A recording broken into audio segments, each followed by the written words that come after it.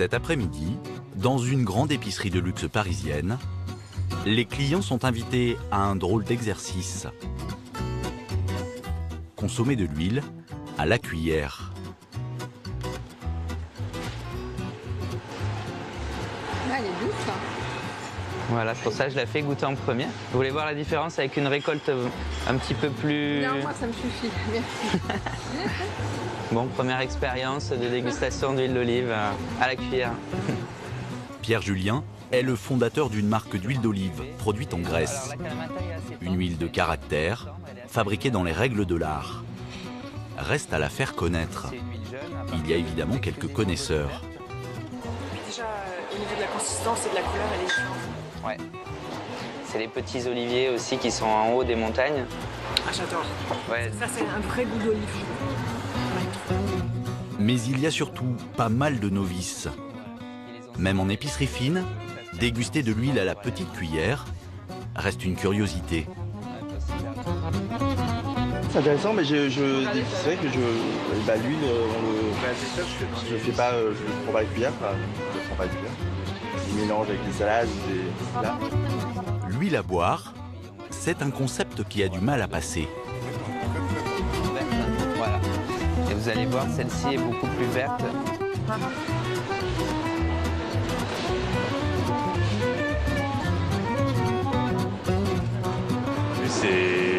C'est assez inhabituel, je dirais, mais il faut que ce soit de la bonne huile, quoi.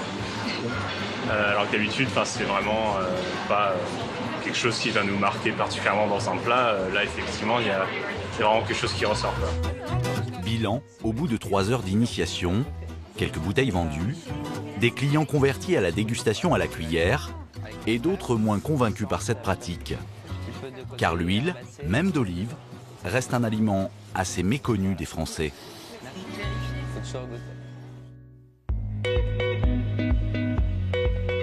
Olive, tournesol, colza, mais aussi cameline, lin, pépins de courge ou encore avocat, les Français consomment 1,7 million de tonnes d'huile par an, presque autant que de la viande.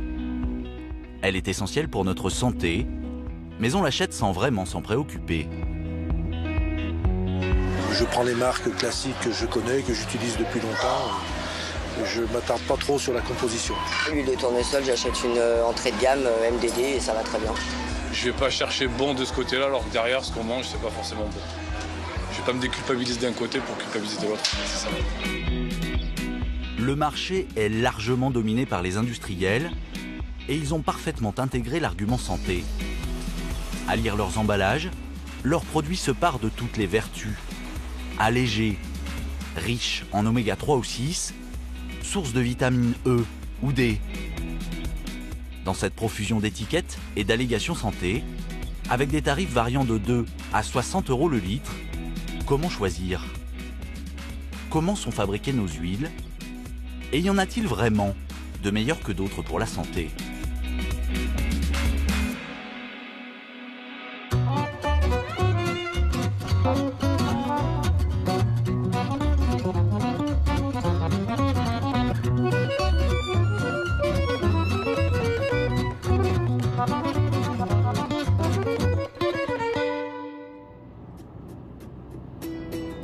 Nous sommes dans la banlieue d'Évreux.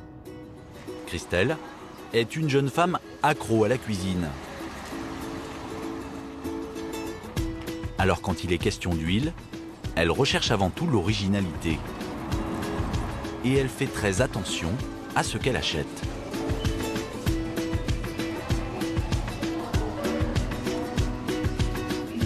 Je ne connais pas toutes ces huiles. C'est vrai que j'en découvre à chaque fois. Par exemple, je vois une huile d'olive origine UE, c'est de l'Union européenne, mais j'aimerais bien savoir si elle vient d'Espagne, si elle vient d'Italie. Et je préfère lire ce qu'il y a. L'arôme naturel de truffe, E307, c'est pas de la truffe. Et surtout que le petit bidon, là, c'est 7,99 €. C'est de l'arnaque. Et ça, déjà, ça fait que ça me donne pas très envie de l'acheter. Une olive d'Espagne est-elle forcément meilleure qu'un additif à la truffe? S'orienter dans un rayon huile relève parfois de l'exploit. Dans toutes les huiles, il y en a une que je choisirais. C'est laquelle? C'est celle qui a gagné. C'est celle-ci. Extraction en froid, déjà, ils ont précisé. Bon, vierge extra et bio. Et le packaging. Voilà, donc finalement, ce produit a tout bon.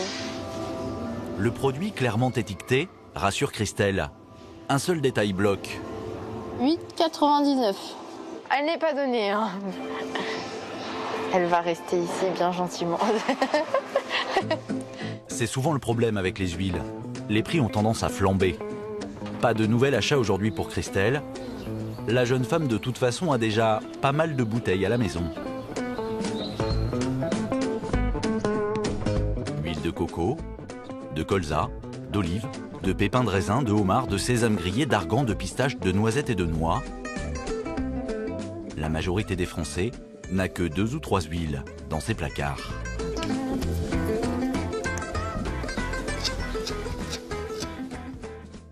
Ça, c'est de l'huile de pistache remplie de vitamine E et plein d'antioxydants. L'huile de pistache va apporter une douceur aux épices et c'est ça qui va être bien parce que j'aime beaucoup mettre des épices de par mes origines mauriciennes et je choisis des huiles qui ne sont pas fortes en goût non plus pour ne pas cacher aussi le goût des épices, mais aussi que ça puisse être pas trop être fort pour ceux qui sont pas habitués, voilà. Et c'est prêt. La cuisine, chez Christelle, est une histoire de goût. Et les huiles un complément indispensable dans chaque plat du quotidien. Sésame et argan pour la sauce. Je sens que ça va être une bonne salade. Huile d'olive de Sicile pour la salade de gésier.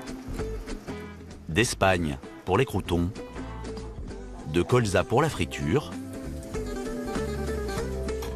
Et même huile de coco pour le dessert chaud. En tout, Christelle et son amie auront utilisé pas moins de 7 huiles pour composer ce repas entre amis. Je baisse.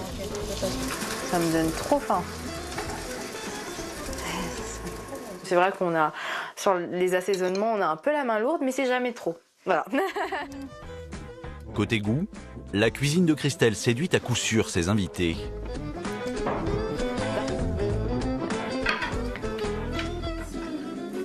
C'est bon, hein. Côté nutrition, c'est un peu moins évident. Retour à Paris. Florence Foucault est diététicienne nutritionniste. Nous lui avons donné rendez-vous dans un magasin pour qu'elle nous aide à mieux choisir nos huiles. Avec un premier rappel, l'huile est peut-être un aliment santé, mais c'est avant tout un corps gras. L'huile, c'est gras. L'huile, c'est 100% lipide, hein, donc effectivement, l'huile, c'est bon pour la santé. Maintenant, en termes de fréquence d'utilisation et surtout en termes de quantité, là aussi, il faut rester dans des consommations correctes. C'est pas parce que c'est bon pour la santé qu'il faut en mettre partout. Sur une ration classique, on part sur 4 cuillères à soupe par jour. Hein, voilà. Mais là, on est vraiment dans un apport qui est cohérent. 4 cuillères à soupe par jour et par personne, soit 40 grammes. C'est la ration recommandée par les spécialistes, avec un apport d'environ 2 grammes d'oméga 3 par jour pour un adulte. En France, nous sommes très loin du compte. Ce qu'il faut savoir, c'est que chaque type d'huile a des vertus. D'abord, une composition différente en acides gras et en vitamine E. Et chaque huile a des qualités spécifiques en fonction de la teneur de ces acides gras. Pour connaître la composition d'une huile, il faut effectivement regarder sur l'étiquette. Regardez la teneur en acides gras polyinsaturés. Les acides gras polyinsaturés sont les oméga 3, les oméga 6. C'est intéressant notamment au niveau des oméga 3. Sur certaines bouteilles, on va avoir le détail des oméga 6 et des oméga 3. On va pouvoir donc voir la teneur, notamment sur ce type d'huile par exemple. On a 60 grammes d'acides gras polyinsaturés et on a 47 grammes d'oméga 3. Donc c'est une huile qui est particulièrement riche en oméga 3. Ce qui est intéressant puisque on sait aujourd'hui que les Français ne consomment pas suffisamment d'oméga 3. Il faut apporter plus d'oméga 3 dans l'alimentation de façon à avoir un bon rapport entre les oméga 6 et les oméga 3. ce rapport permet de prévenir les maladies cardiovasculaires. Ce type d'information est plutôt facile à trouver en magasin bio comme ici, où la plupart des huiles sont très transparentes. C'est beaucoup plus rare sur les huiles grand public. Donc après, il y a aussi des recommandations que le fabricant met sur l'étiquetage. Ne pas utiliser pour la friture et ne pas chauffer. Alors, je suis d'accord avec vous, c'est grand tout petit, mais c'est quand même écrit. Donc voilà, d'où l'intérêt de vraiment regarder l'étiquetage, tant pour les valeurs nutritionnelles que pour le mode d'utilisation, conseil d'utilisation des huiles. Car toutes les huiles, en particulier celles très riches en oméga 3, ne permettent pas de faire frire les aliments. Autre inconvénient, elles sont souvent beaucoup plus chères. Selon Florence Foucault, on peut cependant bien se nourrir sans forcément se mettre sur la paille. L'association, je dirais, avec le meilleur rapport nutritionnel et économique, ça va être olive et colza.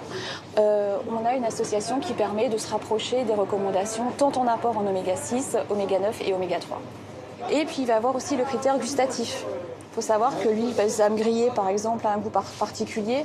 Donc il faut aussi mettre dans la balance le côté gustatif, puisque l'alimentation, c'est aussi un côté plaisir et un côté gustatif et organoleptique. C'est une des raisons pour lesquelles les ventes d'huiles vierges gagnent chaque année des parts de marché. Elles ont tout simplement plus de goût. Dans cette quête des saveurs, la grande gagnante sur le marché français, c'est l'huile d'olive.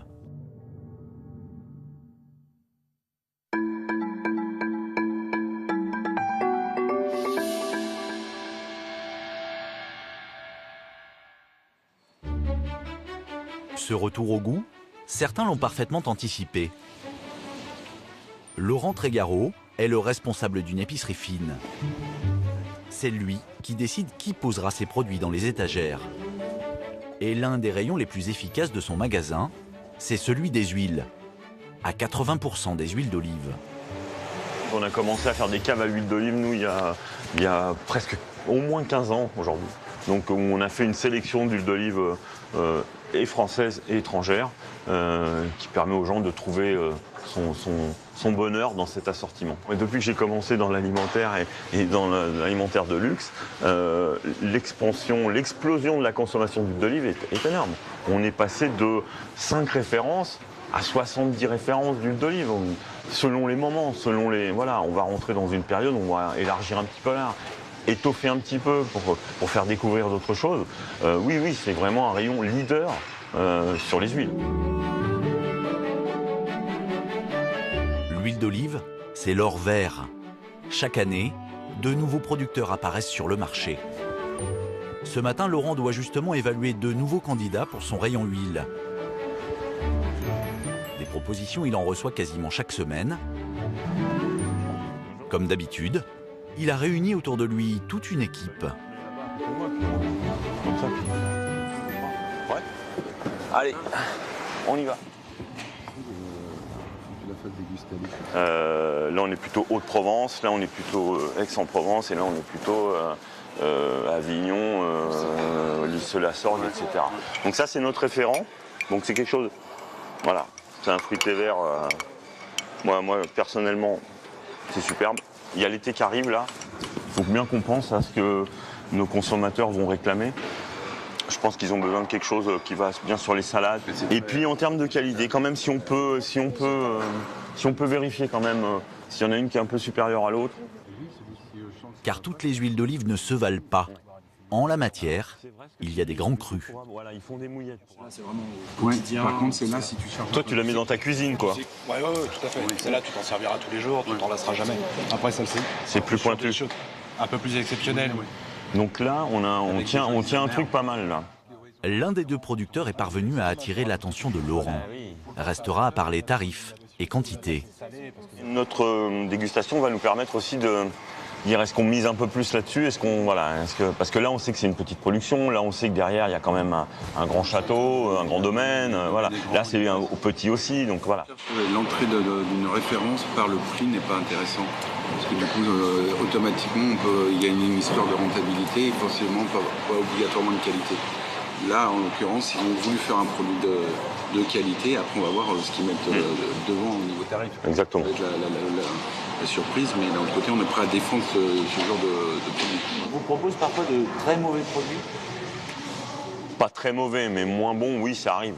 Ou plus industriel, ce qui nous intéresse moins. Voilà. Mais on ne va pas travailler sur cette gamme, ça ne nous intéresse pas. Donc on en a, on remplit notre contrat de service, et puis derrière, on amène des choses différentes.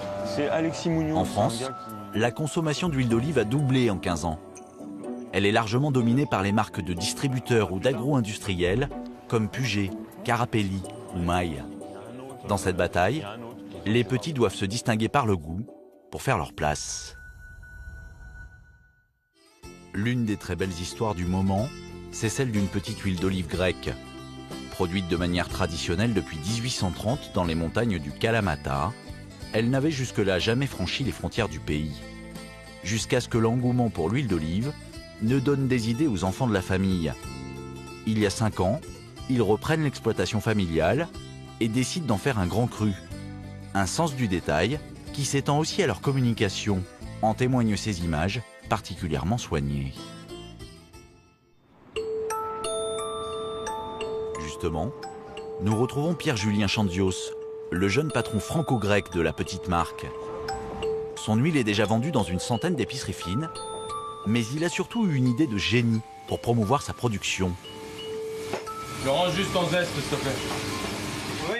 S'adresser à ceux pour qui le goût compte le plus. Ce matin, il a rendez-vous avec une valeur montante de la cuisine, le chef Juan Arbelaz. Voilà bientôt 3 ans que Juan propose à sa clientèle l'huile issue des oliviers grecs du Kalamata, comme une centaine d'autres grands chefs français. Alors pour Pierre, lui proposer ses nouvelles créations est un passage obligé. Il est même venu avec quelques cadeaux. C'est quoi ça? Comment ça va? Bien toi? Bah très bien. Regarde ce que je t'ai ramené. Ça c'est les herbes... Et tout ça vient, c'est autour de des plantations? C'est au-dessus de chez nous, au-dessus des champs d'oliviers dans la montagne. C'est énorme ça. Donc ça c'est l'origan en branche, qui est laissé en branche pour garder ses huiles essentielles et il est séché à l'ombre, sous des hangars. Il n'est pas séché au soleil. Exceptionnel. C'est génial. Et ça tu peux le faire aussi dans les infusions avec les huiles quoi? Ouais. Très bien. Alors? Qu'est-ce que je t'ai ramené? Surprise. T'es sur des huiles... Ouais, c'est 2 huiles qu'on a bossées là, lors de la dernière récolte. Ouais. On les a fait infuser, une au citron, avec le zeste, et l'autre au basilic. Génial ça. Et tu fais des infusions à froid? Ouais, en fait, c'est lors du malaxage. Ouais. On va jeter les écorces comme ça de citron. Et puis ensuite, on en extrait par centrifugeuse à froid. Génial. Juan Arbelaz utilise une dizaine d'huiles différentes. Nous, l'huile est tellement bonne, on se l'a fait en shot. Hein. Prends celle-là en premier, c'est peut-être un peu moins puissant. Mais limite, on pourrait même travailler, essayer de cette huile infusée à la Kalamata pour avoir des parfums d'agrumes aussi. Ouais. Tu me fais goûter? Le basilic, c'est top. Hein. Il en met partout, y compris dans des desserts. Faut régler après, tu vois, au niveau de l'intensité. Mais l'herbe, t'as la fraîcheur de l'herbe crue, c'est vachement bien. Hein. Vachement intéressant. Attends, mais on va goûter le chocolat avec l'olive noire. Magique. Quelques touches de l'huile qui est tiède à l'olive noire. Et en fait, ce côté très charnu de l'olive noire avec le chocolat, c'est une dinguerie, quoi. On goûte? Bah ouais. Une utilisation plutôt audacieuse de l'huile d'olive. Vous voulez goûter, les Lady Boys? Tu veux goûter ou pas? Mais viens, sois pas timide. Tiens. C'est hyper bon parce qu'à la fin, il reste ce goût d'olive noire qui va hyper bien avec le chocolat. Tu veux goûter? Nous, on est hyper fiers parce qu'on amène un produit qu'on essaie de travailler de la meilleure façon possible et de voir comment il va le transformer ou l'accompagner derrière. Moi, ma grand-mère, quand je lui dis que son huile d'olive, elle va accompagner un dessert au chocolat, elle y croit pas, quoi. Et c'est juste dingue ce qu'on peut arriver à faire à partir d'un produit brut qui a du goût. Donc il y a un échange avec le producteur, il y a un échange avec même la grand-mère du producteur, donc c'est juste magique. C'est une affaire de famille, c'est une affaire de respect. Dans ce type de cuisine, le prix n'est pas un problème. Mais y a-t-il une telle différence entre des huiles grand public et ces huiles d'épicerie fine 4 à 5 fois plus chères? Nous proposons au chef un petit test gustatif. On a un beau parfum d'olive. On est sur un attaque qui est assez franc. On a un piquant en arrière, piquant de gorge que moi j'aime beaucoup, qui est hyper intéressant. C'est un côté un peu poivré. Mais on retrouve sur une olive qui a été pressée avec soin, en règle générale. Ce retour, on a une longueur qui est très bien. On a des parfums de noisettes. Vous êtes sûr qu'il n'y a pas de piège, hein? Aucun piège. 6 huiles, achetées de 8 à 40 € le litre, dont celles qu'il utilise au quotidien. On n'a pas vraiment d'exposition au nez. On a quelque chose qui se développe, mais c'est pas très très net. J'ai pas l'impression que ça a été fait un peu dans les règles de l'art. Couleur, odeur, goût. Juan Arbelaz a-t-il repéré son huile au milieu des 5 autres? Moi, je serais parti sur celle-là.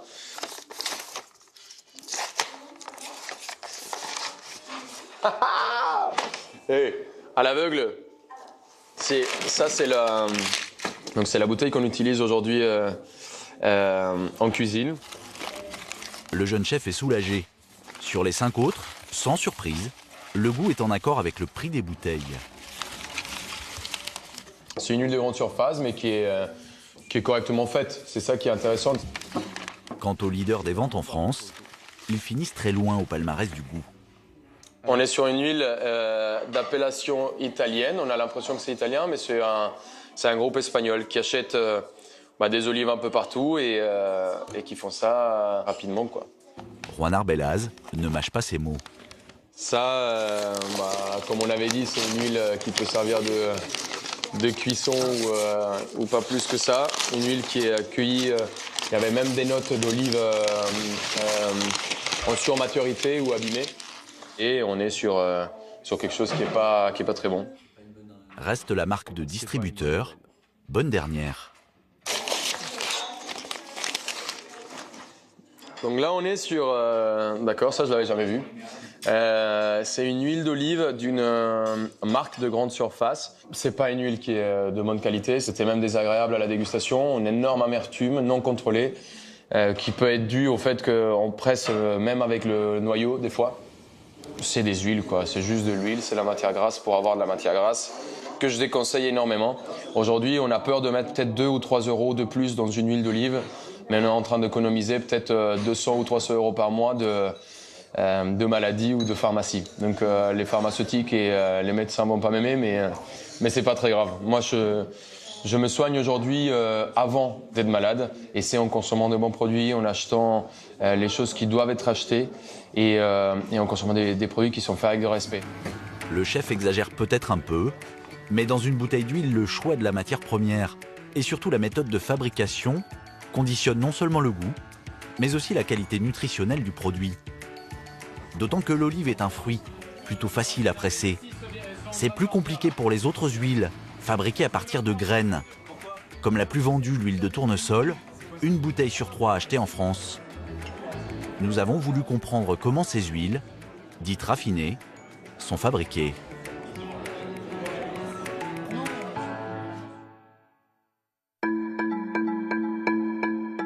En France, aucun industriel n'a accepté nos demandes de tournage. Pour en savoir un peu plus sur ces huiles raffinées, nous prenons la direction de l'Argentine, en Amérique du Sud, à 11 000 km de Paris. Le pays est grand comme 5 fois la France. C'est le 2e exportateur mondial de produits dérivés de tournesol, derrière l'Ukraine. Les géants mondiaux de l'huile ont implanté des sites de production à proximité de l'immense port de commerce de Buenos Aires pour inonder la planète d'huile et d'aliments pour animaux.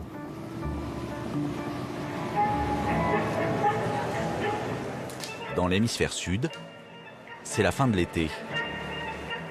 Les rues de Buenos Aires grouillent encore de touristes entre tango, herba maté, petits marchés traditionnels et icônes nationales.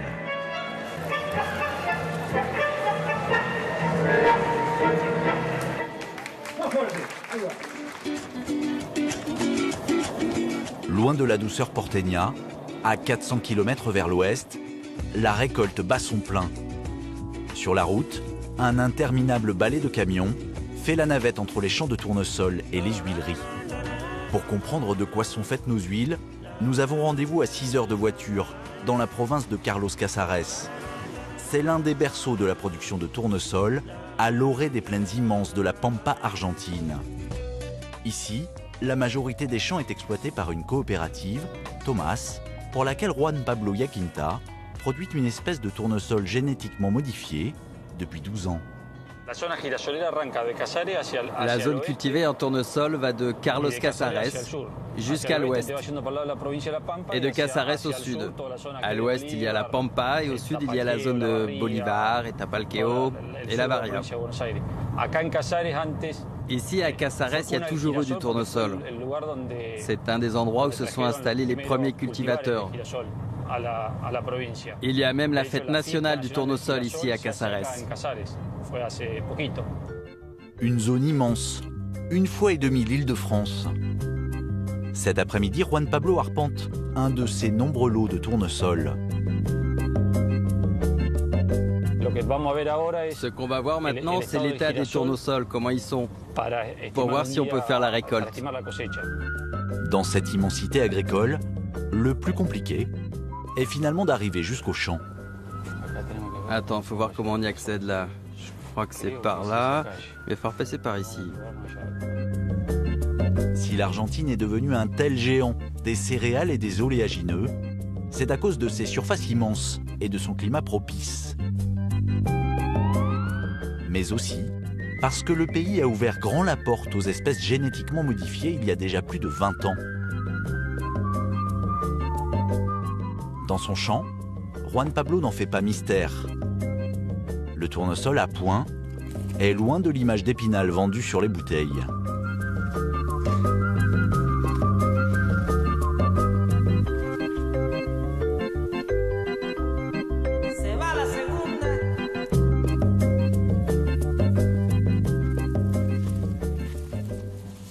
Ici,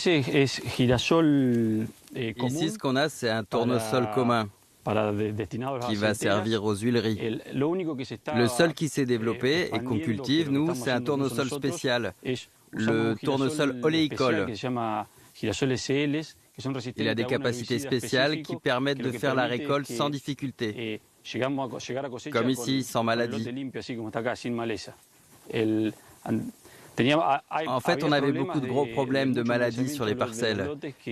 Et ça faisait beaucoup chuter le rendement. Mais grâce aux nouvelles technologies, on a enfin réussi à cultiver sans maladie. En Argentine, les sols agricoles ont longtemps souffert des hautes doses de pesticides et d'insecticides de l'agriculture intensive.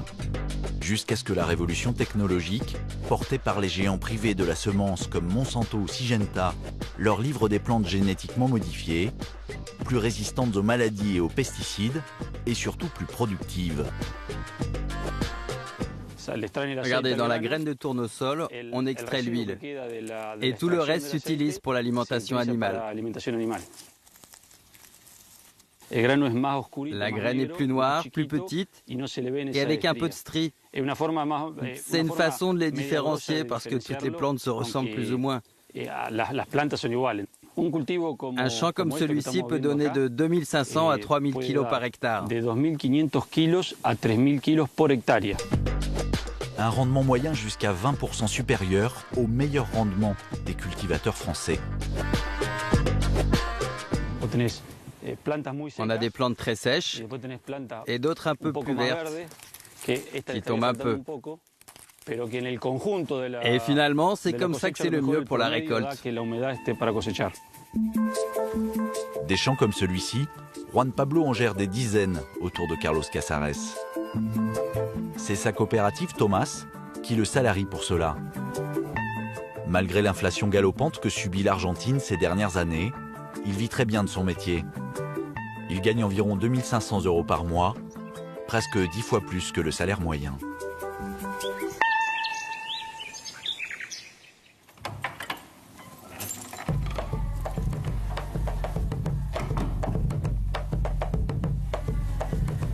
Buenas noches. Hola, mi amor. ¿Qué estás haciendo? Ce soir chez Juan Pablo, c'est barbecue et patates frites, un grand classique argentin. Et dans la salade, évidemment, l'huile de tournesol.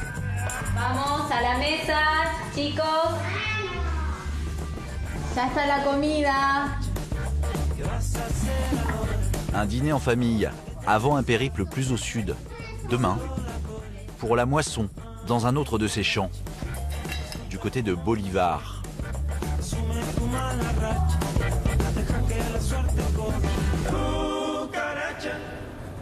Direction le sud de Carlos Casares. Une forme de diversification des champs, c'est d'implanter un pourcentage de la superficie en tournesol. Et c'est pour pas avoir qu'une seule espèce de culture. Mais après, ça dépend aussi du prix du tournesol sur les marchés et combien ils nous le rachètent au kilo. Sur place, les ouvriers agricoles ont déjà commencé la récolte.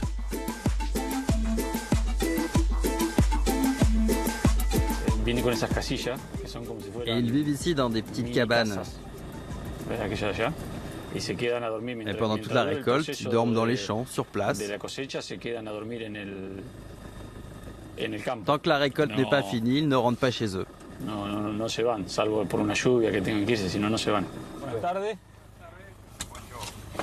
¿Cómo va la cosa? Bien, por suerte. ¿Y cómo viene la cosecha? Oh, de 10. ¿Qué tal, Juan Pablo? ¿Cómo te va? Hola señora, ¿cómo le va? Un gusto, ¿cómo andan? ¿Y? ¿Rinde o no rinde? Y ahí largamos, becas. Bueno. Pendant 3 semaines, la moissonneuse va arpenter des hectares de champs, parcelle après parcelle, toute la journée.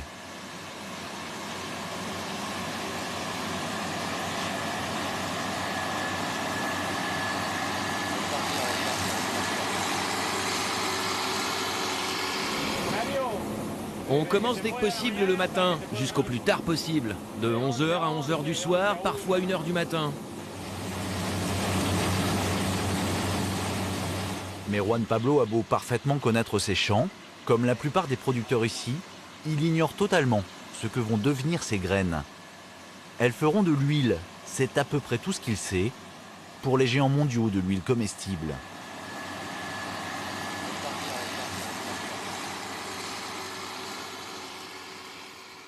Hay unas cuantas en el mercado. Et il y a à peu près une quarantaine de marques sur le marché. Il y a Nidera, Syngenta et Lao. Ça, ce sont les 3 plus grosses et plus importantes. Mais il y en a plein d'autres. Ça dépend de la marque qui les commercialise. Ils peuvent mélanger les graines ou les mettre 100% pures. Ça dépend d'eux.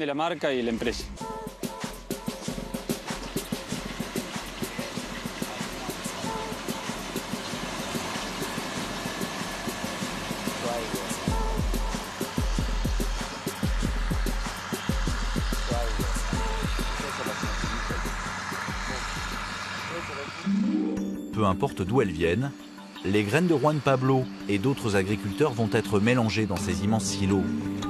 Elles seront vendues autour de 230 € la tonne aux huileries argentines. Ce sont elles qui transformeront ce tournesol génétiquement modifié en huile pour nos supermarchés.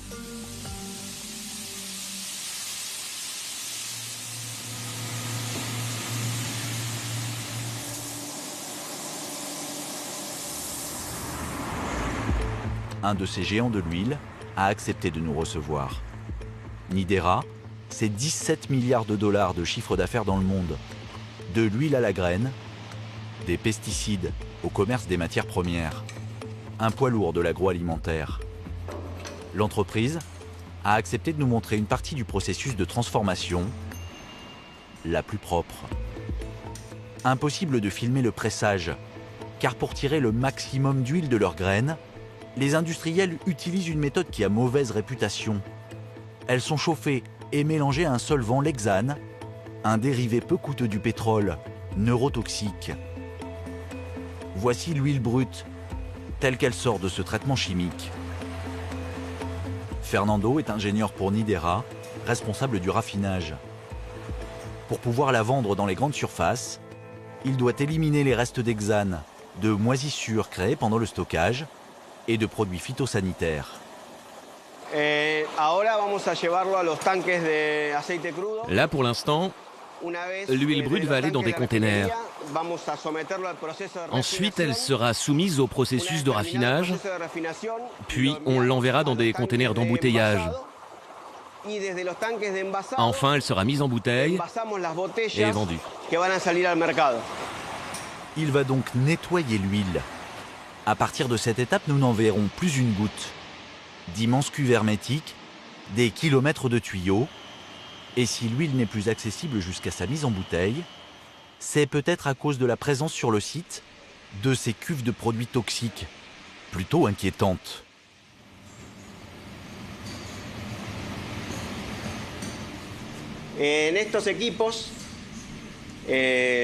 Dans cet équipement, la première étape du processus, c'est une centrifugeuse qui sépare d'un côté l'huile et de l'autre côté les contaminants. Ce sont les polluants qui sont dans l'huile qui viennent des traitements, des acides gras qui se créent au moment du stockage. Ce sont des acides gras qui donnent un arrière-goût amer à l'huile. Alors pour les neutraliser, on applique de l'hydroxyde de soude, de la soude caustique, qui est soluble dans l'huile et qui est séparé dans cette cuve. On s'occupe aussi des phosphates qui viennent de la fertilisation des champs. Évidemment, on les retrouve dans l'huile. On les enlève avec de l'acide phosphorique, parce qu'évidemment c'est un contaminant. Une fois qu'on a fait ça, les huiles passent à l'étape suivante, le blanchiment, le bleaching en anglais. Si Fernando utilise le terme anglais, ce n'est pas par coquetterie. Ces méthodes extrêmement chimiques sont utilisées par tous les industriels de la planète pour fabriquer les huiles raffinées que nous achetons en magasin. C'est sans doute pour cela qu'aucun industriel français n'a souhaité nous ouvrir ses portes. Ce traitement de choc permet selon eux d'éliminer l'essentiel des polluants, mais il peut en rester des traces. Le règlement européen permet par exemple de laisser jusqu'à 1 mg d'hexane par kilo d'huile. Aucune étude pour l'instant n'a établi les effets de petites doses de solvants régulièrement absorbés. Et nos découvertes ne s'arrêtent pas là. Ça, c'est le distillateur. C'est l'équipement principal de la raffinerie. Il peut distiller 400 tonnes d'huile par jour. À l'intérieur, l'huile est chauffée à 240 degrés. Les composants qui donnent les mauvaises odeurs et les mauvais goûts s'évaporent par le haut. Et en bas, l'huile qui sort est prête à être embouteillée. Avec tous ces traitements, entre chaleur intense, solvant et acide, le tournesol ou les autres huiles peuvent-elles réellement conserver la vitamine E ou les oméga 3, ultra sensibles à la chaleur? Réponse gênée de l'ingénieur chimiste. Non, nous, durant tout le processus de raffinage, une partie des propriétés nutritionnelles de l'huile disparaissent. Mais en termes nutritionnels, la qualité de l'huile a toutes les caractéristiques organoleptiques qu'elle est censée avoir, sans aucun type d'additif, sans ajout. Ce qui se perd, ce n'est pas suffisant pour dire que notre produit n'a pas de qualité nutritionnelle.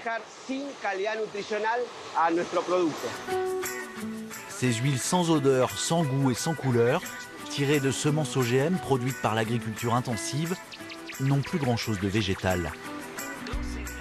Ce seul site du groupe Nidera produit à lui seul 11 000 bouteilles d'huile par heure, en majorité destinées à l'exportation.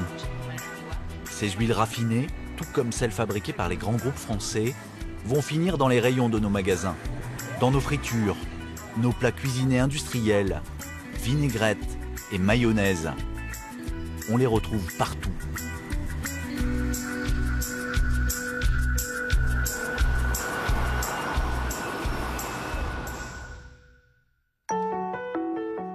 Nous retournons voir Florence Foucault.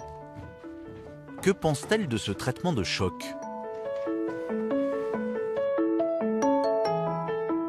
la différence de valeur nutritionnelle entre des procédés de fabrication donc à froid ou des procédés d'extraction plutôt industriels, ça va être le fait que lorsque vous allez avoir une extraction à froid, les acides gras essentiels seront moins détruits, en tout cas seront plus préservés que si vous partez sur un procédé d'extraction industrielle où il va y avoir chauffage et différents procédés, et différentes adjonctions de ce que nous on appelle des auxiliaires technologiques. Des solvants. Voilà, et différents types de solvants qui, bien entendu, vont détruire une partie de ces acides gras essentiels. Au point que pour le marché français, par exemple, les industriels réinjectent dans leurs huiles du colorant, de la vitamine E ou des oméga-3 de synthèse. Ce n'est jamais précisé sur les étiquettes. Sur celle-ci, aujourd'hui, il y a 2 niveaux d'étiquetage. On va avoir des étiquetages nutritionnels où effectivement on va avoir la répartition en lipides, protéines, glucides. Et après, on va avoir un deuxième niveau d'étiquetage où le fabricant peut préciser cette teneur, ce qui n'est pas une obligation en l'occurrence. C'est vraiment du bon vouloir de l'industriel et du producteur de détailler un maximum son étiquetage et notamment la quantité et la qualité des lipides contenus dans l'huile. Vu l'impact économique des allégations santé, si l'industriel ne marque rien, c'est que les quantités d'oméga-3 ou de vitamines sont bien trop faibles pour constituer un argument de vente.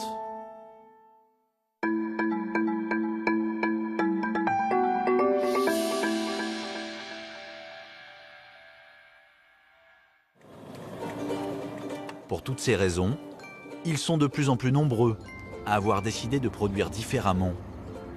Direction l'Ardèche.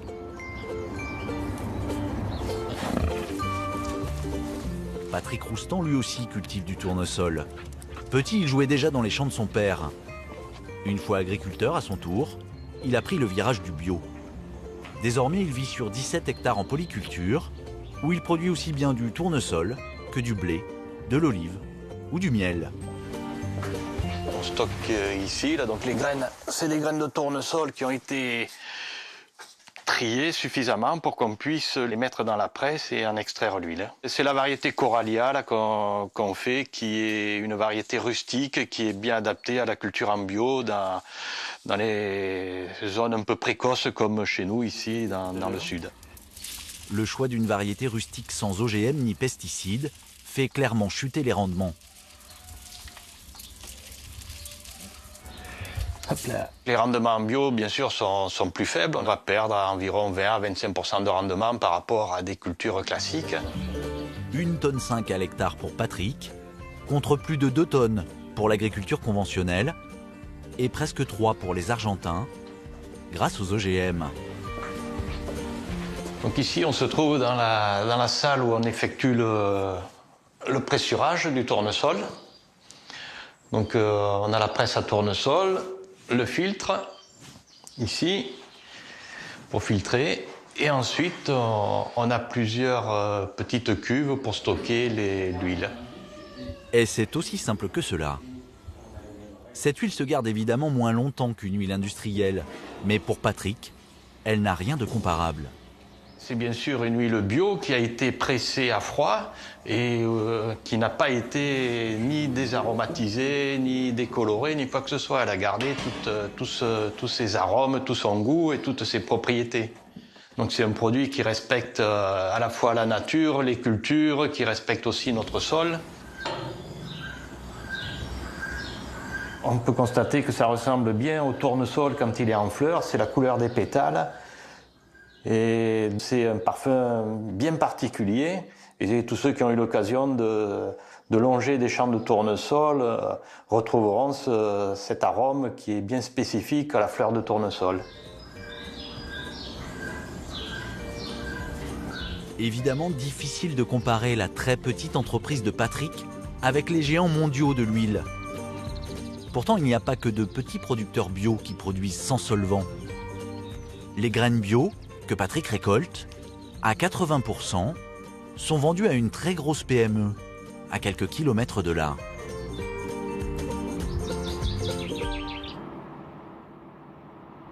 À Pont-Saint-Esprit, au bord de l'Ardèche, l'huilerie Émile Noël produit de l'huile depuis près d'1 siècle.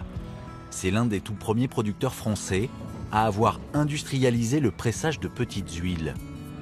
La PME familiale produit de l'huile d'olive, de tournesol ou de colza, mais aussi de lin, d'avocat ou de cameline, en tout une trentaine de références. C'est lors de la grande crise des oliviers en 1956 que le fondateur spécialisé dans l'huile d'olive a eu l'idée de trouver d'autres productions pour faire tourner son moulin.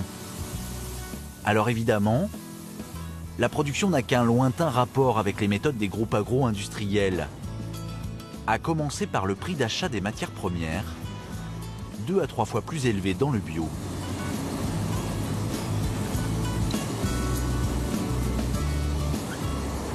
Donc ici on a l'arrivée de la graine. Donc la graine de tournesol qui a été nettoyée préalablement à la réception du camion rentre en zone de trituration par cette arrivée. On va passer dans un décortiqueur à plateau qui va éclater la graine et nous permettre de séparer une partie de la coiffe sur cette machine qui s'appelle un séparateur. Ici, tout est mécanique. Alors contrairement au site industriel, l'huile et ses composants sont visibles partout. On peut même les toucher. Donc le séparateur qui est ici est en fait schématiquement un tamis qui va nous permettre par aspiration des poussières et par tamisage de séparer les différentes parties de la graine. On a à ce niveau de la poussière qui pourrait être responsable d'un mauvais goût donné à l'huile. À ce niveau, vous avez plutôt de la coiffe et donc à sortie du séparateur, on a la graine prête à être triturée. Une fois nettoyées, les graines n'ont plus qu'à être pressées. Cela se passe dans ces immenses moulins mécaniques. Donc ici on est au cœur de la fabrication, on est sur la presse de trituration. Donc vous avez le principe d'une presse de trituration, c'est un arbre à vis sans fin qui passe dans une cage, la cage laissant passer l'huile et le tourteau sortant au bout de l'arbre. Donc ici vous avez de ce côté le tourteau qui sort. Donc c'est un tourteau, ce qui s'appelle un tourteau gras, dans lequel il reste pas mal d'huile. Sur du tournesol, on laisse environ entre 10 et 15% et en moyenne de 12% dans le tourteau, ce qui est relativement important. Cette perte de 10 à 15% d'huile, c'est toute la différence entre les méthodes industrielles et celles pratiquées ici. On est plutôt dans une philosophie de préserver la qualité nutritionnelle du produit. Donc déjà, au départ, on va aller sur une graine propre et saine et elle est pressée avec des paramètres de pressage qui sont respectés et contrôlés afin d'avoir un produit qui conserve toutes ses qualités nutritionnelles et toutes ses propriétés nutritionnelles à la fin au niveau de l'huile. Car en pressant à froid, plus besoin de nettoyer l'huile avec des produits chimiques. Elle est immédiatement consommable. Ça c'est de l'huile de tournesol brute. Alors elle sera peut-être un peu croustillante, mais vous pouvez la consommer sans difficulté. C'est la même. Cette huile brute va désormais passer dans une série de filtres. Et là encore, tout est entièrement mécanique. Du simple papier buvard. Alors ça c'est l'étape ultime, c'est la filtration. Et il n'y a absolument aucune utilisation de produits chimiques, de terre décolorante, de tout ce qui peut être utilisé dans d'autres fabrications. On est vraiment sur de la filtration. C'est un filtre à café pour schématiser, ni plus ni moins. Il n'y a plus qu'à mettre en bouteille, opaque évidemment, pour conserver les propriétés de l'huile. L'entreprise en produit 7000 par jour. Elle démontre qu'on peut produire beaucoup, sans sacrifier pour autant le goût ou la qualité nutritionnelle. L'huile est nécessaire à une alimentation équilibrée, encore faut-il savoir ce qu'il y a dans la bouteille. Le mieux est encore de privilégier des huiles vierges, pressées à froid.